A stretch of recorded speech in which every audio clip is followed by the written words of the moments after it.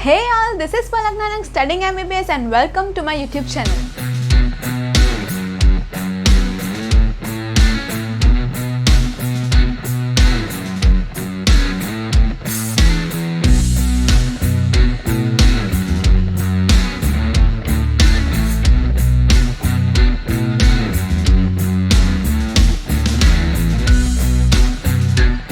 So today we are going to start with the new phylum, that is phylum Annelida. इससे पहले जितने भी phylums मैंने कराए हैं, if in case you are having hard time remembering that, also उसके examples उन सब की मैंने trick as well as explanation सभी वीडियोस में रिस्पेक्टिवली डाल दी है. So I will link the playlist down in the description. If you want you can check that out. और मेनली जो स्टार्टिंग में आई गेस पार्ट 2 जो मैंने डाला था उसके अंदर मैंने टेबल बनवाई थी जिसके अंदर half of the characteristics I have completed there. तो वो टेबल एक बार देख के उसके बाद स्टार्ट करना एनालिडा से. So before starting with phylum अपनी text book and that is NCERT notebook जिसमें आप नोट्स लिखते हो एंड पेन पेंसिल जिससे भी आपको डेकोरेशन करके लिखनी है वो निकाल लो. Now let's start with phylum Annelida. सबसे पहला characteristic we are going to study is habit and habitat. Same series में जाएंगे, no change. Annelida can either be aquatic और टेरेस्ट्रियल. एक्वेटिक में they can be either marine और fresh water. अब मैं आपको रीज़न बताती क्यों मैंने इसका एक कितना बड़ा सा डिवीजन किया. मैं 3 एग्जाम्पल लिखूंगी विथ NEH ने. जैसे ये लिखते हैं HYEH ये, वैसे NEH ने. तो N से E से H से क्या होगा? नीरीस, earthworm and Hirudinaria. इनके हैबिटेट इज इम्पॉर्टेंट. क्या क्या हैबिटेट है? सीरीज में जाएंगे. Nereis is marine, earthworm is terrestrial, Hirudinaria is fresh water. ठीक है, ऐसे इजी हो जाएगा लर्न करना, नहीं तो फिर कंफ्यूजन होती रहेगी. ये तीनों इंपॉर्टेंट है, ऐसा मार्क कर दो. ठीक है. नीरीज इसमें क्या किया? एक्वेटिक और टेरेस्ट्रियल. बट ऑब्वियस एक्वेटिक का मराइन होता है और दूसरा फ्रेश वाटर होता है. मैंने सिर्फ फ्रेश वाटर को यहाँ लिखने की जगह थोड़ी नीचे लिख दिया. अब सीरीज में NEH नए को सीरीज में लिख दो. ये हो गया हमारा habit and habitat. Now the other point, annelida are mostly free living. लेकिन क्योंकि हम बायो पढ़ रहे हैं so there are some exception which are parasitic. For example ये हमारा हिरुडिनेरिया.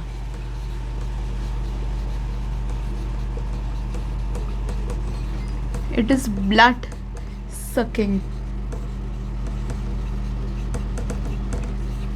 लीच. ऐसे यूजुअली फ्री लिविंग होते हैं but Hirudinaria is parasitic which is also known as blood sucking leech. Okay. Next जो हम पढ़ेंगे वो अगेन उस टेबल में से पढ़ेंगे जो ऑलरेडी हो चुका है. Body symmetry. अब हमारे पास जो भी आएंगे सब वेल डेवलप्ड ऑर्गेनिजम्स आएंगे. ऑर्गेनाइजेशन क्या? Body symmetry bilateral. Next germ layer.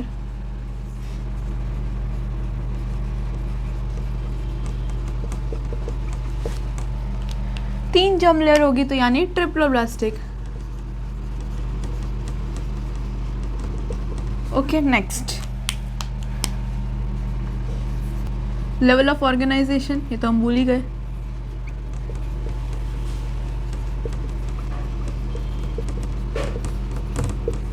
आपको क्या लगता है क्या होगा लेवल ऑफ ऑर्गेनाइजेशन सबसे ज़्यादा डेवलप्ड है? तो organ system.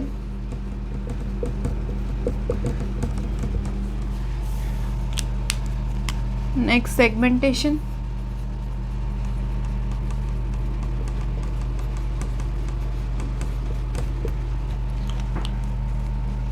Definitely Annelida shows segmentation. So metamerically segmented. आपको ये चीज़ याद रखनी पड़ेगी कि कौन कौन से ऑर्गेनिजम्स या कौन कौन से फाइलम सेगमेंटेशन शो करते हैं।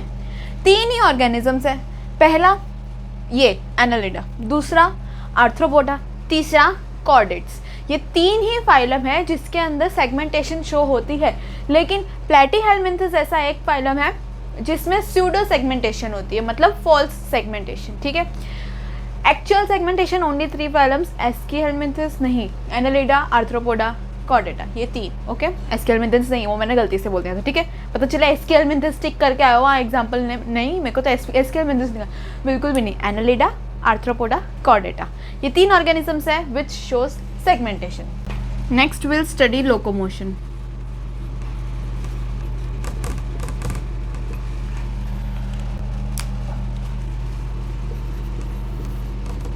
Body wall is muscular, therefore locomotion is possible. Muscular मतलब either circular or longitudinal muscles are present.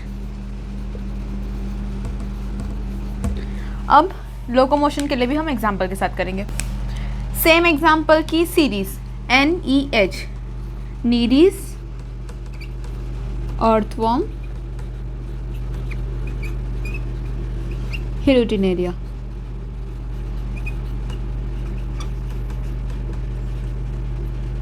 अब NEH ना, किस चीज़ के लिए ना? PS के लिए ना। PS के लिए क्यों ना? क्योंकि हमारी नीट आ रही है, इसलिए हम लोग PS नहीं लेने वाले। तो this is parapodia and setae, no locomotion. ठीक है ना, पहले हमने जब पढ़ा था तो वो था हैबिट एंड हैबिटेट में, एक्वेटिक में उसमें मराइन, फिर टेरेस्ट्रियल, फिर फ्रेश वाटर। इसमें क्या है? PS के लिए ना, यानी इसमें लोकोमोशन के लिए। तो PS के लिए ना, क्यों? क्योंकि हमारी नीट की एग्जाम आ रही है, इसलिए हम PS थोड़ी खेलेंगे। तो NEH ना, नीडीज, अर्थवर्म, हिरुडिनेरिया, और PS मतलब पैरापोडिया, सिट्टे, लास्ट में कोई भी नहीं होगा लोकोमोशन। आपको कंफ्यूजन कहाँ होगा कि पैरापोडिया किसका था, सिट्टे कौन सा था? तो आप ऐसे सीरीज में याद रखोगे ना कि ना PS के लिए ना, तो आपको याद रहेगा कि अर्थवर्म के लिए सिट्टे था और पैरापोडिया था नीडीज के लिए। ठीक है, ये हो गया हमारा लोकोमोशन। नेक्स्ट हम स्टार्ट करते हैं डाइजेशन से। Next is digestive system.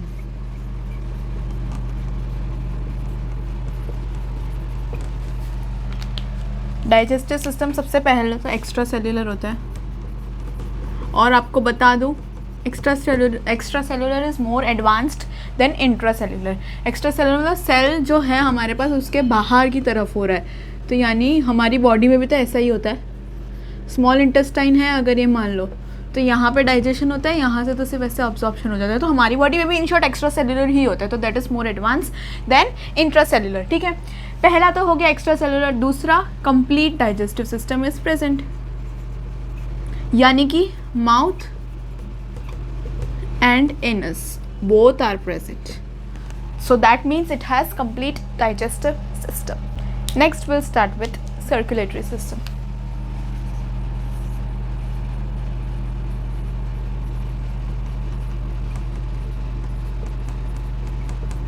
चलो भाई, अब ये देखते हैं कि इन लोग अपना सर्कुलेशन कैसे करते हैं। सबसे पहले तो इनका क्लोज सर्कुलेटरी सिस्टम है। अब आप देख रहे होगे कि इसमें सब कुछ एडवांस्ड चीज़ें ही आ रही है। आगे भी आप सर्कुलेटरी सिस्टम पढ़ोगे वो भी एडवांस्ड होगा।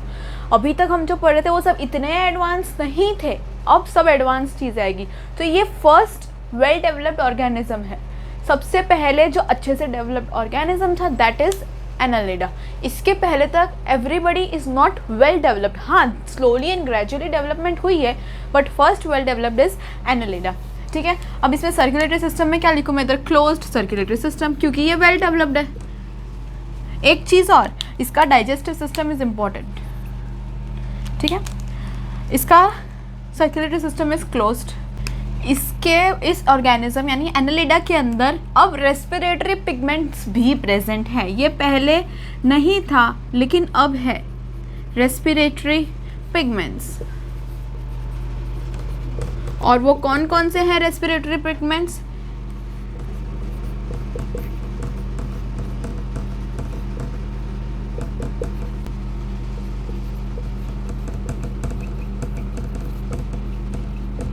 erythrochronin और hemoglobin are the respiratory pigments which can be present in annulata. Okay इसका सर्कुलेटरी सिस्टम भी इंपॉर्टेंट है, तो इसको अच्छे से सीखना. Digestive as well as circulatory system is important. ये पहला वेल डेवलप्ड ऑर्गेनिज्म है. इसका digestive system is extra cellular and complete, that is mouth and anus both are present. Circulatory system is closed. Respiratory pigments are present which can either be haemoglobin और erythrocruorin, but इसके अंदर RBC कोई present नहीं है, so no RBC. Also इसकी जो blood cells होती है दैट आर एमीबॉइड शेप.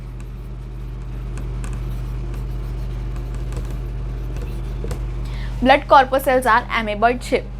इस closed circulatory system hemoglobin or erythrochronin can be present which are the respiratory pigments. No RBC is present. Also amoeboid shape blood corpuscles are present. इसमें अब एक exception है. जहाँ exception आता है वहाँ पर हमारा काम बन जाता है कि ये इंपॉर्टेंट है. Leech has open circulatory system. सभी ऑर्गेनिजम्स की circulatory system is closed but leech की सर्कुलेटरी सिस्टम इज ओपन. ये लीच हमारा फेवरेट ऑर्गेनिज्म है. This is important. ठीक है, एक बार वापस रिवाइज कर देती हूँ जस्ट फॉर दैट आपको याद हो जाए. डाइजेस्टिव सिस्टम कैन क्या, digestive system is extra cellular and complete digestive system. What do you mean by complete digestive system? It has two openings, that is mouth as well as anus. Now when we come to circulatory system, it has closed type of circulatory system. This is why ये वाले organisms are well developed or you can say first well developed organisms. ठीक है. Respiratory system can be present which can be either hemoglobin or erythrochronin. No RBCs are present. Blood corpuscles are amoeboid in shape. ये मैंने लिखा है. And last but not the least, leech has open type of circulatory system while other organisms have closed circulatory system. चलो बढ़ते हैं अब अगले पे.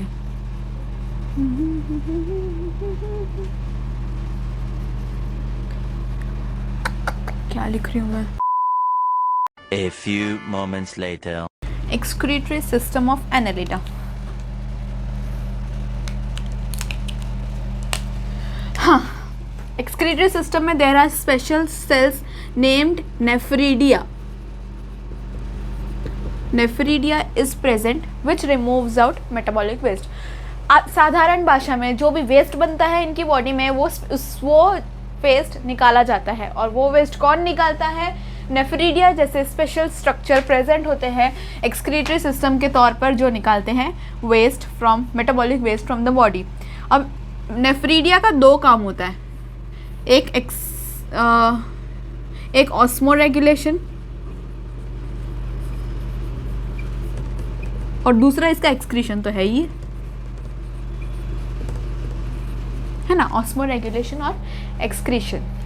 नेफ्रीडिया नाम का एक स्ट्रक्चर प्रेजेंट होता है एनेलिडा में जो मेटाबॉलिक वेस्ट निकालता है. दो काम करता है, एक ऑस्मो रेगुलेशन और एक्सक्रीशन. अगले पे बढ़ते हैं nervous system.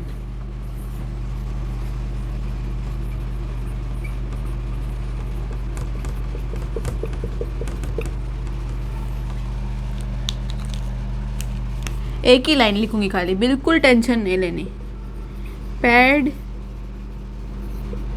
Ganglia connected to double ventral nerve cord. बस इसका नर्वस सिस्टम सिर्फ एक ही तरीके से paired ganglia connected to double ventral nerve cord. खत्म, बस इतना सही है, खत्म. अब आप इसको समझने जाओ तो ऐसे तो आपको कुछ समझ में नहीं आएगा. मैं आपको साधारण भाषा में आपको समझाती हूँ. इसका मतलब पैड गैंग्लिया मतलब ऐसे जो गैंग्लिया बनते हैं. पैड का मतलब तो पता है यार, इतना आसान. मतलब पैड मतलब दो. पैड गैंग्लिया, ये पैड है क्योंकि मैंने दो बनाया. Connected to double ventral nerve cord. Double यानी दो,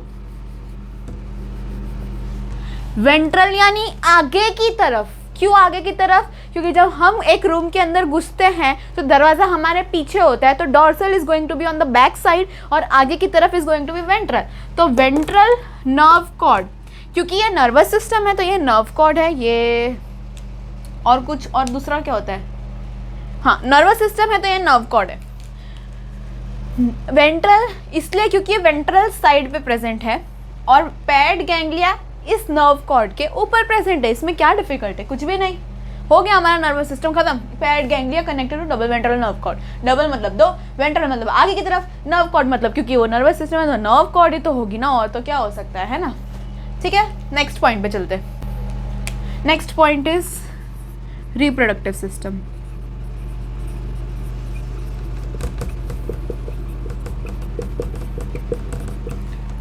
बिल्कुल आसान। रिप्रोडक्टिव सिस्टम इज मतलब इसमें कैसा होगा? पहले तो मोनोइशियस। मोनोइशियस का मतलब हर्माफ्रोडाइट, ये मैंने आपको बता दिया है। कहाँ बताया? बहुत पहले बताया था मैंने, स्टार्टिंग के फाइलम में। मोनोइशियस यानी बाइसेक्सुअल यानी हर्माफ्रोडाइट। ये आपको समझना पड़ेगा, मैं बताती हूँ कैसे। बाइसेक्सुअल का मतलब दोनों sexes are present on same body. ये पेन बाइसेक्सुअल है, मतलब इसके अंदर मेल ऑर्गन भी होगा, मेल रिप्रोडक्टिव ऑर्गन, और फीमेल रिप्रोडक्टिव ऑर्गन भी होगा। ऐसा कौन सा ऑर्गेनिज्म है हमारी बुक के अंदर? ऐसा ऑर्गेनिज्म है earthworm. Earthworm are hermaphrodite. Annelida, earthworm is Annelida, Annelida is hermaphrodite. तो आप रिलेट कर पा रहे हो? हम लोग जो कॉकरोच अर्थवर्म फ्रॉग जो है हमारे पोर्शन में, अर्थवर्म में आपको पता चलेगा जब आप स्ट्रक्चर पढ़ोगे। तो अर्थवर्म इज हर्माफ्रोडाइट क्योंकि उसके अंदर मेल और फीमेल दोनों reproductive organ are present on the same body, that means they are bisexual. दोनों, bi means two, sexual means sex organs are present on same body, that is bisexual. Bisexual hermaphrodite दोनों सेम होंगे। और ये चीज़ याद रखना, bisexual का opposite होगा mono. Bi is two, mono is one, right. तो बाइसेक्सुअल के साथ आप उल्टा जोड़ोगे, क्योंकि ऑब्वियसली यार हम बायो पढ़ रहे हैं, हम सीधी सीधी बातें कभी पढ़ सकते हैं? बिल्कुल भी नहीं। तो बाइसेक्सुअल मोनोइशियस, यूनिसेक्सुअल डायोशियस, ये आपको उल्टा जोड़ देना है। और हर्माफ्रोडाइट इज फॉर मोनोइशियस। ये आप कैसे याद रखोगे? अर्थवर्म के एग्जाम्पल से, जो कि अभी इसका भी तो एग्जाम्पल यही है। अर्थवर्म एनालिडा का एग्जाम्पल है, और एनालिडा हर्माफ्रोडाइट, तो इससे पता चलता है कि अर्थवर्म इज ऑल्सो हर्माफ्रोडाइट। अब एक एक्सेप्शन के बगैर हम कैसे आगे बढ़ सकते हैं, तो चलते हैं एक्सेप्शन करते। नीरीस, क्योंकि सब मोनोइशियस है इसलिए नीरीस अलग बाहर खड़ा होके आएगा कि नहीं, मैं मोनोइशियस तो नहीं बनूंगा, मैं बनूंगा डायोशियस। ये है हमारा exception. Nereis shows indirect development.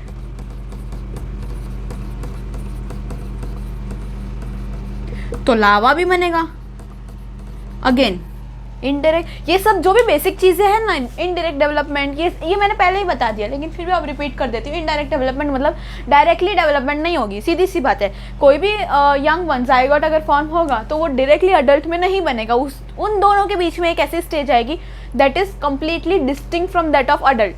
तो जाइगोट, फिर लार्वा, फिर अडल्ट, इस तरीके से होगा। तो इसमें लार्वा की फॉर्मेशन होगी which is known as trochophore. तो इनडायरेक्ट डेवलपमेंट होगी, तो मतलब जाइगोट से डायरेक्टली अडल्ट का फॉर्मेशन नहीं होगा, बीच में इंटरमीडिएट स्टेज आएगी। इंटरमीडिएट स्टेज कौन सी है? लावा। तो लावा का हम नाम भी पढ़ेंगे, दैट इज ट्रोकोफोर। एक और बात, Annelida shows sexual reproduction only.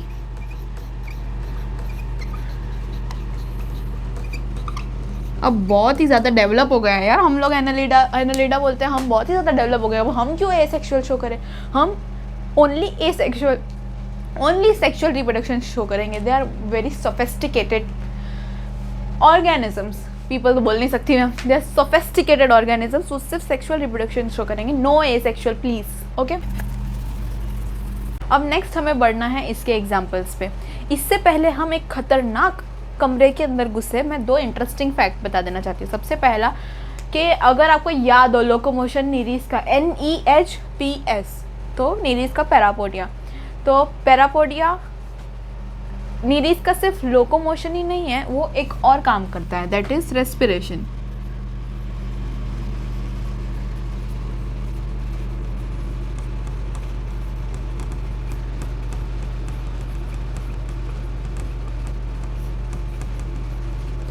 आप लिख देना एक नोट करके, नीरिस में parapodia does respiration as well as locomotion, ये एक पॉइंट। दूसरा, leech is a blood sucking animal. तो जब वो ब्लड सक करती है ना, तो वो एक ऐसा सब्सटेंस रिलीज करती है जिसको हम बोलते हैं हीरोडिन। हीरोडिन क्या करता है कि जैसे ब्लड सक हो रहा है, तो वो सक करने की प्रोसेस में ब्लड क्लॉट ना हो जाए, तो वो हीरोडिन वो एंटीकोएगुलेंट की तरह काम करता है कि ब्लड क्लॉट ना हो जाए और कंटिन्यूस वो ब्लड सक करती ही जाए लीच। समझ रहे हो? मतलब अब लीच का काम क्या है? ब्लड सक करना। अब रास्ते में अगर क्लॉटिंग हो गई ब्लड की, तो फिर सब तो अटक अटक जाएगा, इसलिए लीच सिक्रीट करती है हीरोडिन, जो एक एंटीकोएगुलेंट है, जिससे ब्लड की क्लॉटिंग नहीं होगी। ब्लड की क्लॉटिंग नहीं होगी तो कंटिन्यूस आना आना आना आना चलता रहेगा ब्लड का। कितनी स्मार्ट है ये लीच।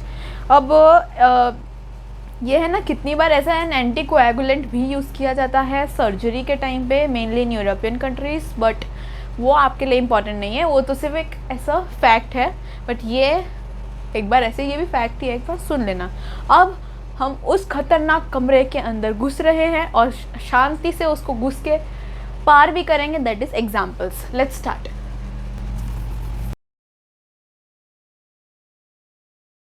चलो अब आपको एक स्टोरी सुनाती हूँ, ठीक है। एक बहुत बड़ा ना मेघा, इतना बड़ा स्कूल है साउथ इंडिया में, बहुत बड़ा स्कूल है, ठीक है। कहाँ पे है? साउथ इंडिया में। अब उस स्कूल में आपको क्या पढ़ाया जाता है? आपको ये पढ़ाया जाता है कि ब्लड जो है वो ट्यूब के अंदर फ्लो करता है। कौन सी ट्यूब में, वो लोग बताएंगे। वो ट्यूब के अंदर फ्लो करता है। ये कहाँ पे पढ़ाया जाता है? साउथ इंडिया की एक बहुत बड़ी मेघा कोई एक स्कूल है, इतनी बड़ी, वहाँ पर ये पढ़ा जाता है कि ब्लड फ्लोज इन ट्यूब, ठीक है।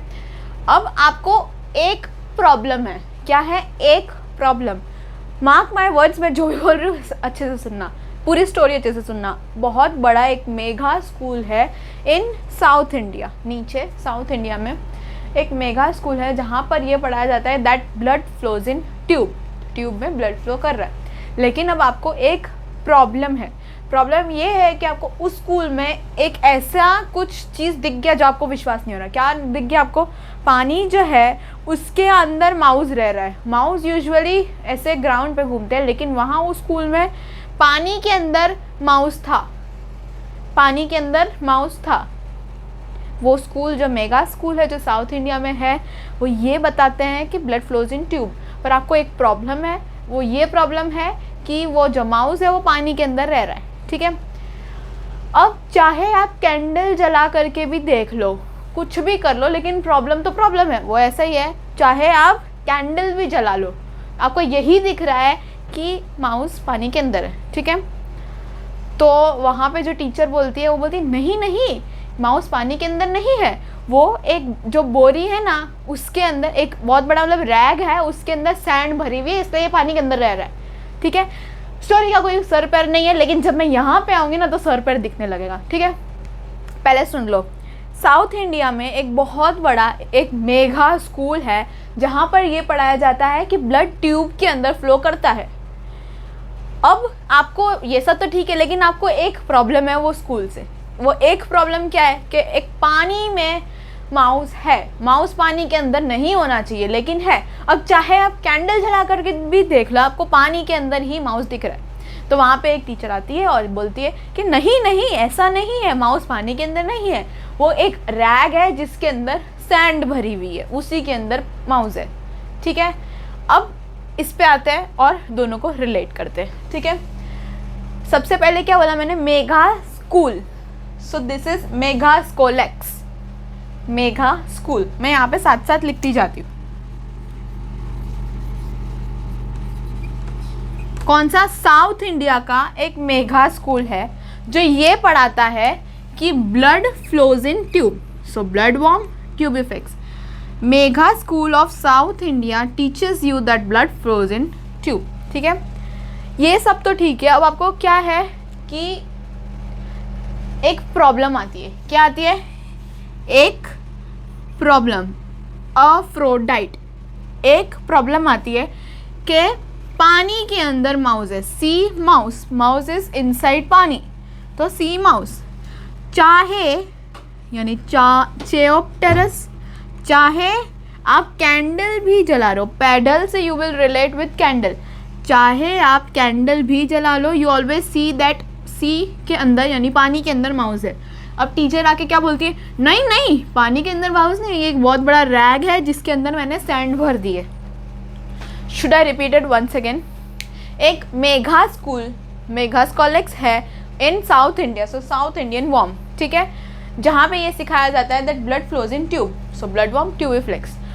वो सब तो ठीक है, पर प्रॉब्लम कहाँ होती है? आपको एक प्रॉब्लम होती है कि माउस होता है वो पानी के अंदर होता है, सो सी माउस। चाहे आप कैंडल भी जला लो, चियोप्टेरस पेडल वॉर्म, चाहे कैंडल भी जला लो, you still see that mouse is inside the water, so sea mouse. लेकिन टीचर आके बोलते हैं नहीं नहीं ये एक बहुत बड़ा रैग है जिसके अंदर सैंड है, so Nereis, rag worm, sand worm, ठीक है। अब ये दो रैग है जो बहुत ईजी है, इसको आप खुद लर्न कर लो भाई, हीरोडो और हीरोडिनेरिया। अब इसके लिए भी क्या आपको ट्रिक चाहिए, है ना। तो बस इसी के साथ we are going to complete our phylum Annelida. इतने अच्छे से एग्जाम्पल्स कराए हैं, अगर इसके बाद भी एग्जाम्पल्स नहीं याद रहते ना तो फिर इसको क्या ही बोलूँ अब मैं। तो अच्छे से पढ़ना, एग्जाम्पल्स को भी रिवाइज तो करने ही पड़ेंगे वापस, और टेबल बनाना। मैंने आपको शुरू में भी बताया था कि एनिमल किंगडम के लिए अगर आपको लर्न करना है तो you can either make a huge chart paper जिसमें आप पूरा ऐसे टेबुलर फॉर्म में सारा लिखो।